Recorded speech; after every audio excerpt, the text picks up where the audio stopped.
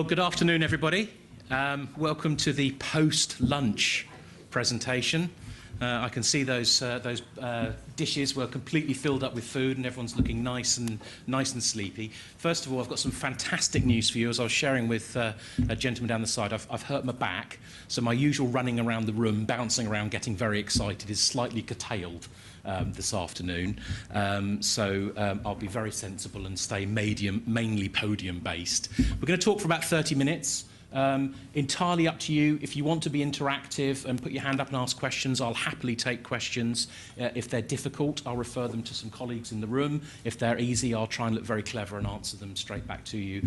But I will reserve some time at the end for general questions as well. I was looking at the venue today. We're in the Prospero room. Prospero from The Tempest. It's 400 years of Shakespeare, and one of my favourite quotes from The Tempest is, "How camest thou in this pickle?" Which I thought was quite appropriate. I don't know if you know this, but that's actually one of the first references in the English language to the word pickle. But I thought, as we were talking on the subject of going digital, it seemed rather apt to bring together the building of Prospero, Shakespeare's 400 years, and trying to get through the digital initiative. So what I'm going to discuss this afternoon, four main areas. I want to share your pain, hopefully empathise with you in terms of the impossible mission of going digital and some of the challenges that I believe surround it, and then share with you perhaps a framework or some key components that will allow you to go digital in an easy way, and then share with you some alternative strategies and places to start on that journey. So that's what I intend to cover over the next 30 minutes. I've put a picture of myself up there, not for vanity purposes. I do know what I look like. It's just purely so that when you get back to your offices, you can share this presentation with colleagues and say, if that guy ever rings, close the door, bolt it, don't ever let him into the building. But I work for an organisation called Twofold. For those of you who are interested, we started our digital journey 10 or 15 years ago when we were talking about mailroom solutions and scanning. Oh my God, we've moved on since then. But we started off with trying to digitise pieces of paper and understand what they were and move them into business process. For those people in the room that think paper is going away anytime soon, good luck with that. But we're going to be looking at a whole journey that coexists with paper, but hopefully along the path of digital to digital. So I don't really want to talk about Twofold this afternoon. Yes, we deal with customers that deal with an ever-increasing volume of paper and data. I think the key thing for people in the room is some of our pedigree and some of our experience. Hopefully, from having dealt with 90-odd of the FTSE 100 and over 200 councils and hundreds of NHS trusts and lots of central government departments, hopefully we've picked up a teensy-weensy bit of experience over the years that we can bring along and talk about. And I'll go and dissuade you that I have any experience by talking this afternoon. You think, that guy clearly has no experience at all, but hopefully we've got a bit of experience. So, digital, going digital the easy way. I used to put this slide up many, many moons ago, and that used to look very, very futuristic. It was like the most futuristic view. If you search Google for future, that's one of the images that comes up. And that used to look really whizzy and wow. And now I look out at the London skyline, and it's not actually far off. Some of the buildings are starting to actually look like that. But the thing I wanted to share with you this afternoon is probably what you all know already, is the future's here now. All of the stuff that we want to talk about, all of the things that we want to do actually exist as capabilities now.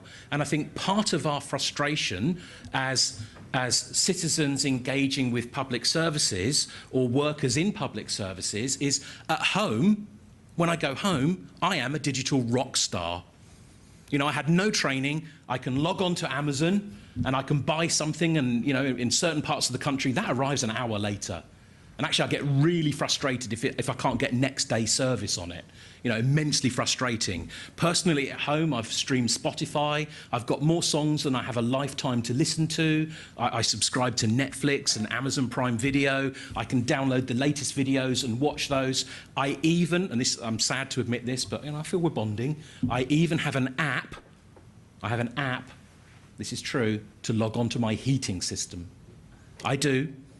And that app not only allows me to log on and set the heat at home even though I'm not there, and I can check what temperature that people at home have it, but it knows where I am. And when I'm within an hour from home, it turns the heating on in my house. At home, I am a digital rock star. And then I go to work. And all the systems and applications somehow just don't seem to have kept up with the experience that I have at home. And that's the challenge, isn't it? People are, you know, we've got the power that could launch a rocket to space sat in our pocket, and we seem unable to be able to really utilise it in the best ways possible. And I'll come on to that later as we actually talk about the various solutions that exist out there. But I said I wanted to empathise with you. You know, going digital is an immense challenge. It's not about going out and spending a few million quid on some iPads or some very nice mobile phones or buying the latest portal technology. Yes, those might be part of an overall strategy, but they're not the be-all and end-all in themselves. And as I said earlier, you know, we started in the world of paper, and paper isn't going away. We need to be able to be cognizant of all the various channels and processes that might exist. So let's look at some of the challenges that exist in digital. I noticed there were a number of councils amongst the people walking past the stand this morning, and I'm sure that this slide could equally apply to other organisations as well. But I mapped out the number of departments and documents and processes that typically exist in a council. And we had tens, maybe even hundreds of different departments, certainly hundreds of different documents, and behind those, thousands of different processes. That's probably whizzing too fast for you to actually see, but against each one of those departments, there are various documents and processes whizzing against them. The thought of taking each one of those applications and somehow making, I'm going to make adult social care digital enabled, and then I've got to do the same thing for child social care, and then I've got to do the same thing for highways, and then I've got to do the same thing for HR. It's an immense challenge, looking across a whole organisation and thinking of all of the things that you have in the background within your organisation. Because, you know, I look at the organisations we deal with, and they'll have hundreds of applications. I went to a local authority recently. They had over 300 core applications. I was saying that to a colleague earlier, and he said, how can you have 300 core, you know, the name core and 300 don't seem to go together. But they had 300 applications. And when you dug into detail, 70% of them, maybe 80% of them, did the same thing, just with a different logo and a slightly different set of database fields in them.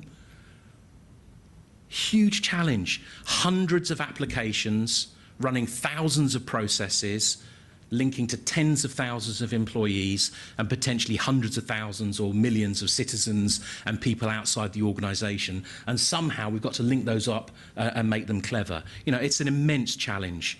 And if you look across the whole organisation, and I haven't got time in the next 30 or 40 minutes just to run through all of these. But if you look at the overall challenges of going digital, you know, one of the issues that many of you have in the room that perhaps in the private sector we don't always necessarily have the issue with is you can't fail. Your services have to work, they have to be available 24/7, and you can't have any downtime. I've got someone in peril, I need to be able to look after them. It's not acceptable. Oh, sorry, we can't come and help you today because we're doing a system upgrade. It's just not, it's not tenable, it's not viable. You just can't, you can't exist in that. Can I share, can we bond a little bit here? One of the biggest challenges, and I hid it under the word competing objectives and politics. One of the biggest challenges I hear time and time again, especially if I'm in talking to ICT, is within large public sector organisations, none of yours, no one in this room is responsible for what I'm about to say, but they work in an organisation that has fiefdoms of power. And absolutely, we want all the new digital services, and we'll have all the budget allocated to what we're doing, but I'm not really worried about all the other parts of the organisation. Just look after my thing, please. And from that, you then get loads of different objectives coming forward. Do this, do that. And the government chip in with their ideas. And lots of different people come in with various different thoughts around what they need to do. But ultimately, you've still got to provide 24/7 compliant, controlled processes. Oh, but by the way, can you do it with less money? And could you do it ideally with less people, please, as well? A huge challenge. And that creates a very, very, I think, almost a perfect storm on ICT. I empathise. Anyone that I've seen with ICT written on the bottom of their badge, I feel really sorry for you at the moment. You have a nigh on impossible job. In fact, it is an impossible job. Take that council, 300 applications to look after. Not only have you got to keep the lights on and upgrade the back-end infrastructure, virtualize the data center, change the operating systems, upgrade the users' desktops, but you've got to upgrade each of those applications each year as new versions come out. And the business is coming to you and saying, yeah, I take all that for granted, but I need a new portal on this, and I need a new mobile app for that, and I need this new functionality, and I need to go into this particular area of activities, and I need you to deliver it. And you're like, well, how am I supposed to do that? You're asking me to do all of these things, but you're giving me less people and less budget to do it. It's impossible. And I think realizing it's impossible perhaps is one, they say in therapy the first stage is acceptance of the situation. But it's a huge, I believe, it's a huge challenge. And the other thing you have is if you're in ICT and you don't deliver, what does the business do? Well, they go out and buy their own thing anyway. And a whole subculture of shadow IT creeps up. Well, I went to IT and they said, oh, do you know what? We can't deliver it for 12 months, 18 months, 24 years. Unacceptable. I spoke to the vendor and we're buying it. I've allocated the budget to it. Here, ICT, could you actually, could you implement it, please? Could you install it into your data center? Oh, and could you integrate it in with all the back-end systems as well, please? Even though I'm the one that went out and chose it, bought it, and haven't had a conversation with you in any way, shape, or form. So you've got your business, your departmental users actually going out and doing what they want to do. You're having to look after it. And frankly, as far as the government, as far as citizens are concerned, as far as anyone is concerned outside of your organisation, they don't care. They do not care what your issues or your problems are. I do realise there's a big cat behind me. And the reason I've put a big cat behind me is, the story about, if you die and you own a dog, apparently the dog will sit next to you and pine, and it will just lie next to you and look after you until help comes. If you're dead, I don't know what help can do, but the dog will sit there. And they say that, if you die, a cat will sit there and after a while it will just eat you. Yeah, and that's what the public's like, that's what the government's like. They don't care. Anyone that's owned a cat, I love them dearly. I used to own cats, but they're fickle little creatures. If someone down the road is feeding them better, giving them more love, they'll move in with them. And we're moving into the commercial reality where if you can't provide the services and someone has got on and can be a digital rock star in their organisation, then we can start pooling and having excellent centres of excellence or shared service centres. So what's the answer? Well, I'm in IT. The answer's easy, isn't it? It's virtualised big data in the cloud. That's the answer to everything. We just got to virtualise everything. It's all about big data and it's in the cloud. Hang on a minute, I've forgotten something. Analytics, yeah. Business intelligence over virtualised big data in the cloud. That's the answer. And you're digital. There you go. I told you it was easy. I'm being slightly sarcastic. A few smiles and a few people thinking, is he really going to go on like this for another 20 minutes? No, I'm going to get a little bit more serious. So, what are the frameworks that actually exist out there to help you go digital? And there's not a lot when you actually read around. There's lots of people with ideas. There's lots of vendors trying to sell you, oh, buy my portal, buy my app for this, that, and the other. But who are the actual strategic thinkers that are actually coming up with ideas that actually as a single strategy will allow you to apply a go digital strategy that can encompass from paper to pulse right the way across your organisation? Understand what the gaps are, so I've got a jigsaw piece there in your applications, and allow you to then fill those missing gaps with functionality that might exist from that framework provider. One of the best pieces of work that I've seen came from an organisation called Forrester Research, and they came up with a concept called smart process applications. if you can get past the American name of smart process applications, it's actually quite a neat framework. The analyst that wrote it is a guy by the name of Craig Leclerc, a fantastic guy, very, very knowledgeable. And they came up with the concept of needing to be aware, capturing content and documents, some business process management, collaboration and analysis, some very useful blocks of functionality. I believe we got halfway there with this, but I actually believe that there are 6 core blocks of functionality that you need. Yes, I'm a vendor. Yes, of course, I sell this stuff, but ignore that bit. What I believe is important to go digital is actually understanding what the core blocks of go digital are, and then choose your vendor, choose your provider accordingly from there. And I think before we look at the blocks, one of the key things to understand is the concept that you might have within your organization legacy systems. I hate the word legacy, but you know what I mean. A system of record, adult social care, child social care, a patient administration system, a case management system. And that may have taken months or years to implement and integrate. You may have had it for years. And typically those things are internally focused. They're your fields, they're your applications. They typically involve manual keying in of data, and they're typically expensive to buy, run, manage, and update. And that digital world that I talked about when I go home, it's different. That's a world where everything is customer-centric. I had no training to buy my first thing from Amazon. I had no training to log on to my heating system. It was just intuitive. It was easy to do. And I think one of the key things that people miss out on, apart from just being customer-centric, is technology must be agile. No, I think the days of a vendor borrowing your watch to tell you the time to come in and consult, they're gone. We must enable you with agile technology where you can think of what you want to do and that afternoon come up with a prototype and the following week go live. Because the ideas need to start firing out of the organization, not take weeks and months to go through some development cycle to actually build out. So I believe that if you use that framework of we've got legacy systems of record, but we might want to put in front of that some digital system of engagement, that then frees us up to say, well, we can get one system of engagement that can actually link into the multiple back-end systems of record that we have. So we can have one set of mobile functionality, one set of web functionality, but that can then feed multiple different back-end systems.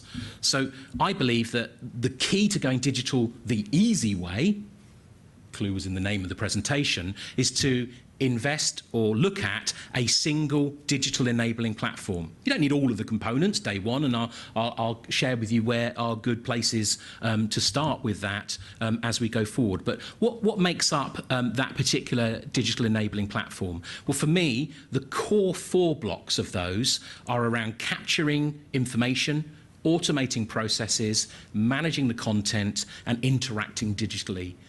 And these are core services, whether they're from us or from others, that I believe you need. Let's look at those in a little bit more detail. So for me, one of the key things you have to do is have multi-channel. The new vogue, by the way, is omni-channel, everyone says in America. But I believe we would understand it as multi-channel capture. Whatever your service is, whatever your back-end application is, if someone wants to interact with you 24/7, they should be able to do that however they want to. If they want to start a transaction on their home PC, because they have one, then they can start there, and they can do it via a portal or a web page. If they then move on to their iPad, because they go down out of their office, they should be able to carry on a tablet. Other tablets are available than iPads, Android tabs as an example. If they're then out and about, they might want to interact via their mobile device. They might want to come into your offices and interact with a human being there. They may want to send you emails, and they may want to, God forbid, but some people do, still want to send you bits of paper. And you need to be able to, in my humble opinion, handle all of those channels in a intelligent, open way so that people can start where they want to, carry on where they want to, and finish where they want to. And there's no prejudice. Oh, well, look, we've got this new website, but you have to do everything on the web. Yeah, but I've got it. Or we've got this new app, but you have to do everything in the app. Yeah, but I'm in your office. Yeah, but could you actually not look at me? Could you just do it on your app, please? You know, to me, it's about having all of that functionality across, and also being cognizant that other data might exist in partner organisations. You know, you might need to share data. Councils have to share data with NHS trusts, or central government want reports. You know, easy integration of your data with other external systems as well, or sharing data between your own systems. You know, we talked about going digital, and we were all focused around getting data into an organisation, and a lot of our customers said, well, hang on a minute, we actually can't get these two systems to talk to each other. You mean it could do that as well? Absolutely. But I'll talk about that in a bit more detail. So once we've captured information, you know, I've got my mobile phone and I just hover it over my driving licence, or I hover it over my passport, then, you know, we've got the ability to capture an image of that in real time. But the system that you look at needs to have the intelligence of what a human being would do. And a human being typically applies the squint test, which is you look at that document and you say, that's a driving licence, that's a passport. I know it's a passport, but I don't recognise the colour of that. Oh, that's an Irish passport, or that's a Polish passport. They actually understand what the document is, and then understanding what the document is, go and extract the key information from that. And understanding that it's come from that organisation or that country might then trigger off sub-processes that we'll talk about in a moment. So we might extract some data from that document automatically. Now I understand it's a utility bill, or it's a letter from the GP, but they may not have put my client reference number on there. You know, I've got a social care system and you haven't given your reference number. Well, that doesn't matter, because, again, a digital transaction platform can look at the metadata that exists anywhere in your organisation and says, I've got this driving licence from Tim Miller. Tim Miller looks at this address. In 16 of your back-end systems, you've got a Tim Miller that lives at that address, and in this particular system, that's his reference number. I'll enrich and augment that information to flow it into your back-end system so it understands who Tim Miller is without a human being having to go manually and find that individual. Ultimately, systems aren't clairvoyant, so there can be human intervention to double check, and it's much better to have exception processing done in a clever way, rather than have an automated straight-through process and then find out later on that the transaction was wrong or incomplete. And then ultimately we can export the data into the back-end system. The next stage, most of your systems will have workflow. Most applications that you offer will have some form of workflow, but they may not have digital workflow or digital enabling workflow at the front end of them. So we need to enable that. So your system might require, I need the national insurance number, or I need your NHS number. Okay, so an email might fire out and say, could you just hover your phone over your national insurance card, or could you just hover it over your tax return, or whatever the document is, and I'll go and find that. Or, you know, I said earlier, your passport. Well, I find out your passport, you're not from the UK, can I actually see some visa information? Now, your back-end system might not care about that. All it might want is just a national insurance number or an exception number, but we can trigger all these sub-processes off at the front end. And maybe when someone's actually capturing that information, you know, they put a bit of blue tack, or they've got their thumb over some vital information, and it missed the passport number or the DVLA number, whatever, and you can just fire an email back to the individual and saying, hey, Tim, thanks for sending in your driving licence. Can you just confirm the last 4 digits of it were this? And you haven't even been involved. The system's just seen it, wasn't sure about the last 4 digits. It asked the user, I confirm it. By the way, I absolutely love mobile phones. They are incredible. You know, there's over 1 billion of these things out there. I think they're awesome, apart from one thing. I cannot type in them. Yeah, they're completely inept at being able to actually type in there. And even if you manage to type in them, someone's got there before you with something called predictive text, which completely changes what you actually typed in there for something that they think is cleverer than you want in there. So having validation rules at the digital end to make sure that the information that's being captured is correct is absolutely critical. And ultimately, we can then pass the data to whatever back-end system is needed. Content management. Oh, I love this one. You've all only got one content management system, right? Most of the organisations I speak to have got more than one. They've got content. Oh, we've got some iDocs, we've got some SharePoint, we've got some IBM Content Manager, we've got some open text, this, that, or the other. We've got some Perceptive Content or some Ombe. You know, they've got a range of different back-end document management systems. That's scary in and of itself. But on top of that, those applications that they offer also have the ability to store documents. So within our social care system, within our patient administration system, that can also store documents. Oh no, hang on a minute. Is it in the application or is it in the content management system? And then on top of that, users actually store it on their local drives, on the network drives or the local drives of their PCs. Or, God forbid, they've also got access to enterprise file sync and share drives. Obviously, secure ones are available and are sponsoring the event today. But, you know, data can then escape outside of the organisation. So I've got data in a content management system. I've got documents in a document management system. I've got documents in the application. I've got documents on my C drive. I've got documents in OneDrive. And I'm emailing them backwards and forwards. The de facto search tool that most users have to find things these days is Outlook. I can't remember where that document is. I can't remember what system to go and look for it. I'll just hit search in Outlook and I'll find it quicker in there than going to a back-end system. But if you want to go digital, the front-end system of engagement needs to be cognizant of and be able to work with multiple different back-end systems, and we need to enforce some form of control in terms of where documents go. I'm agnostic. I don't care if it's SharePoint or whatever at the back end. It's just understanding where content should reside for compliance purposes once we keep a final image of that document. A new technology to my stack, but once I saw it, I thought it absolutely is critical to a Go Digital strategy, is an enterprise search facility. These things, if you haven't seen them, they are phenomenal. I've got so used to searching for stuff with Cortina, or what's her name? The thing in Windows. Sorry?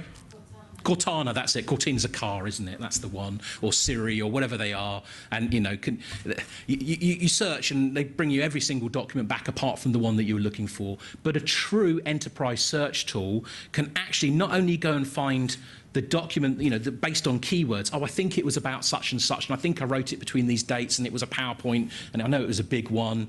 But it can not only find that, but it can also find associations. Yeah, you wrote about Tim Miller, but did you know that there were 15 other, if you've got permission to see this, of course, there are 15 other instances of Tim Miller across the organisation in these other services that you may not have been aware of. And the fact that search can find those, that can then trigger further processes. Tim Miller's actually applied for this 17 times already from the same location, but, you know, whatever, different examples in the background. We've even had some organisations retiring old mainframe or back-end systems because we literally put the search tool on the front, go search all the documents that are in there, keep the metadata results available that you can search in a sub-second, and you can just turn off the old system, turn off support for it, because you can find the documents in sub-second and retrieve it back. Immensely powerful tools. If you haven't seen some of the new stuff, really have a look at search tools. Key to communicating out is the same as communicating in. You need to have a omni-channel way of communicating out and talk to people in the way they want to be spoken to. If they want an SMS, send them an SMS. If they want a letter, send them a letter. But, oh, I used to get so frustrated. My dad's local authority used to write him a letter every year. Dear Roger Miller, at this address, and he'd get the envelope, open it up, and inside was an application form, name, address. You just wrote to me. Why are you asking me for the same stuff that you already know? It's immensely frustrating. But again, you know, if you want to email, email. If you want to text, text. If you want to send letters, send letters. If you want to then post it on the portal as well, so people have got copies of it, fantastic. Communication out, I believe, needs to be omnichannel as well. And finally, critically, to the foundation layer, you need some form of e-signature, not digital signature. I'm not talking about hashing algorithms. I'm talking about authenticating that you agree for that transaction to take place. And again, you'll be cognizant, if we are still part of Europe later in the year, that the framework around e-signatures came in 1999. And, you know, We got there eventually. In July of this year, it's actually law that you can accept e-signatures as part of your process. And you'll have to be aware of the international standards. The 19794.7 is the storage of biometric data of people, and the 32001 is the storage of signatures in PDFs. But you should be able to take biometric data from anyone in any location. And once you've got biometric data, it's awesome. You know, you don't just get someone's signature, you get the velocity, the pressure, the number of upstrokes, downstrokes, almost impossible to defraud and capture that in any location. I'm cognizant you've got multiple back-end applications. Another key part of the technology stack, I believe, is robotic process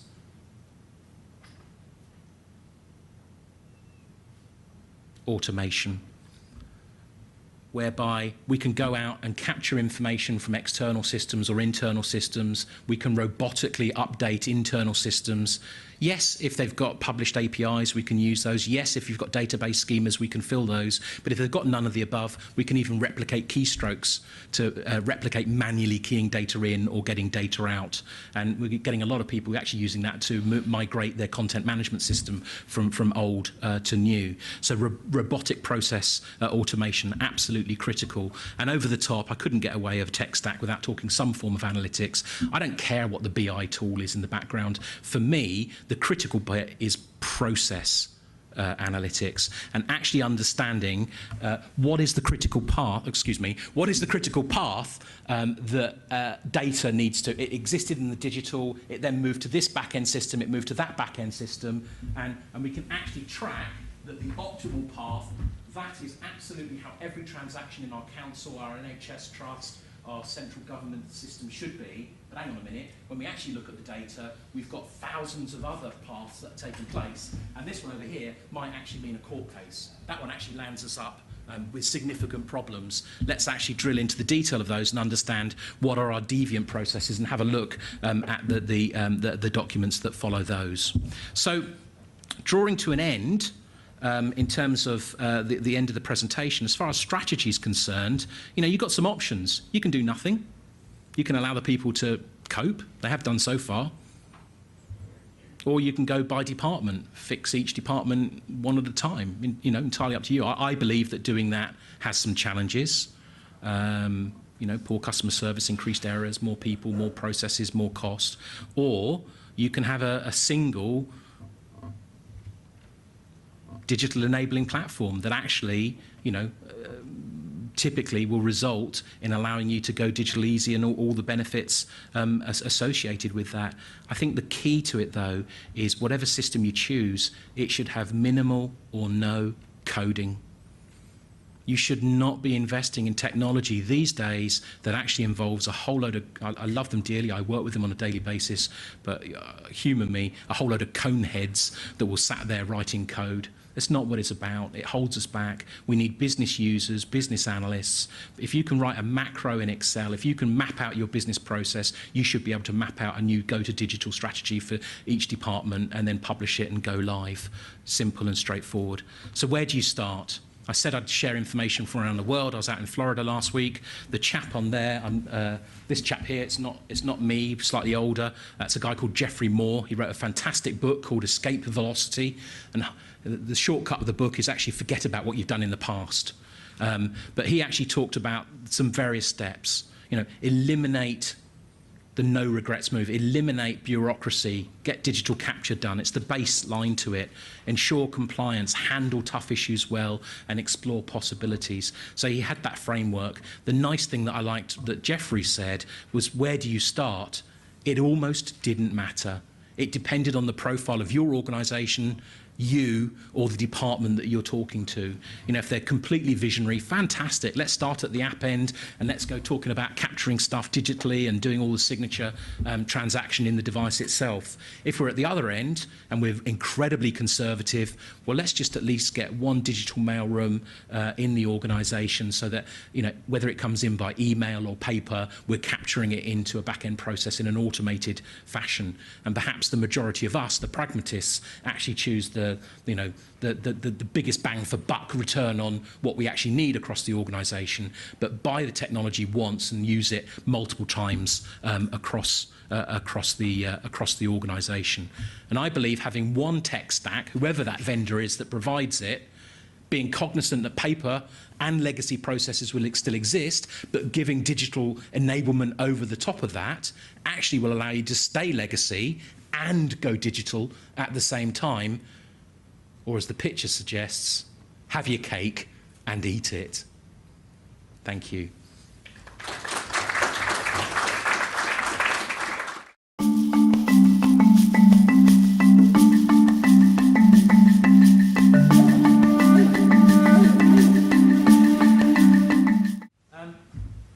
So I'll throw the room open. How long do I have? I think I went 35 minutes. Yeah, sorry, rather than 30 minutes. Apologies. We only had 2 people leave. That's not bad for me. That's very good, thank you. We had no sleepers that I saw, so well done for painting eyes on your eyelids. You did very well. Do we have any questions in the room? And I promise it won't be just me that answers. I have colleagues in the room. Yes, sir. We've just got the microphone coming. Everyone else is thinking, he's not going to ask him a question, he'll go on for another 20 minutes. Hopefully a quick one. Jay Paramanathan from Paramis. You sort of ended on that note of stay legacy, embrace digital, I think the phrase was, and having your cake and eat it. A lot of the other people who we've been hearing from today have hinted at, or even strongly recommended, ripping up the past and going forwards, because that's the way to maximise your returns. How do you see the two fitting together? I don't think you can rip up the past. I'd love to go and move to Estonia and start again. It's fantastic. I think the reality is that certainly for a short period of time, you are still going to have paper coming in the organisation. So are you going to say to everyone, you must have a PC at home, you must have a mobile? I don't think it works. And I think actually starting off with a framework that allows you to embrace what legacy you have and the good bits, great. What I'm actually finding is, the local authority I went to, they couldn't believe when they looked at how similar their systems were. In Highways Department, they had one application for looking at lampposts and a different one for road signs. How mad is that? 2 different back-end systems. Actually, if you've got some form of case management system, you can start retiring those back-end systems. But for me, you have to start with where you are. It's the old adage I was saying earlier of, excuse me, could you tell me how to go digital, please? Well, I wouldn't be starting from here now, would I, to do the old racist Irish joke? But, I wouldn't be you have to start from here. That's where you are with services that can't fail. So I think you have to start with your systems now. Do not rip them up. Just digitally enable them with a system that will go over the top and do that. My humble opinion.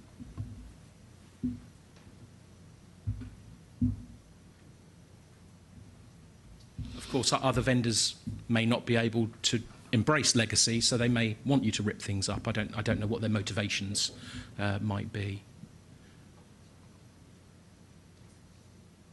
Any further questions? Oh, wow, now I've scared everybody. You say you laid into that. All he did was trying to be kind and ask you a question. You laid into him. I didn't, honestly. Thank you all very much. I've talked about a lot there. If you want to see any of the stuff like mobile working, just come by our stand. We're on stand 7, just by the door. And if you want to see it, but you really don't want to talk to me, that's fine as well. There's lots of colleagues on the stand, and they'll be delighted to talk to you about the reality rather than the lovely ivory tower that Tim Miller lives in. But thank you very much for your time this afternoon. I appreciate it. If you are interested, please link in to me and I'll share the presentation with you. Thank you very much indeed. Thank you.